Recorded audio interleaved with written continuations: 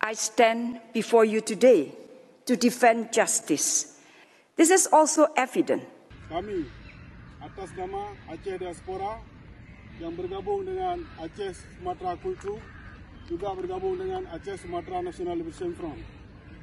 Kami menuntut pihak Indonesia atas pengerasan harta bumi Aceh, khususnya di Betong Atik. Kami menuntut pihak-pihak TNI yang mencoba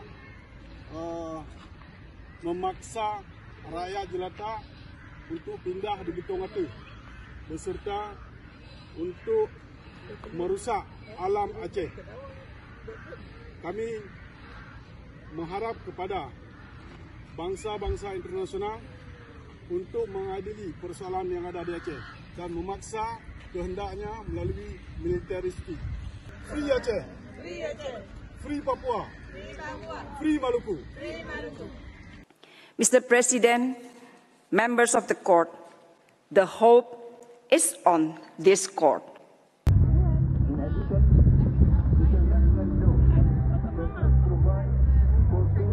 Hey, Mama, baik-baik.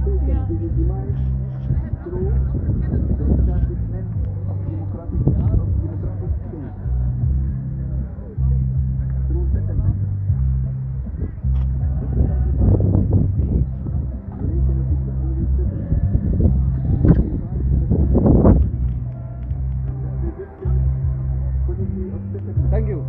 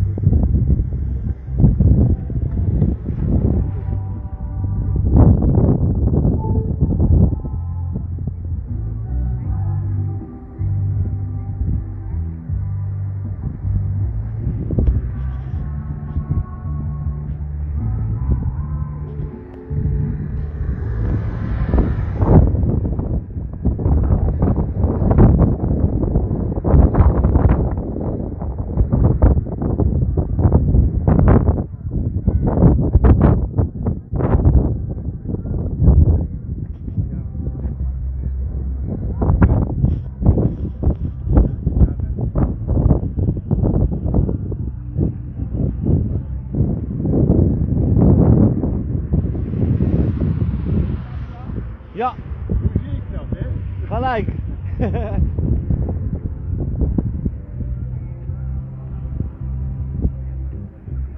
Indonesië kan het niet meer verbergen. Ja. Wij gaan alle talen leren, het verhaal vertellen.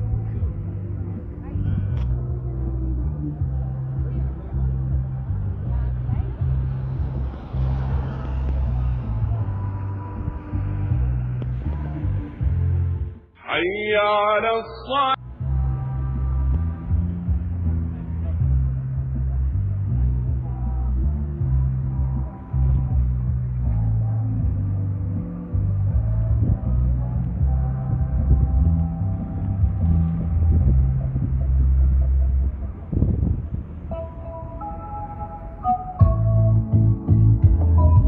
To stand before you today on behalf of the government of the Republic of Indonesia. Ukrainske folket, vi står fortsatt sammen med dere.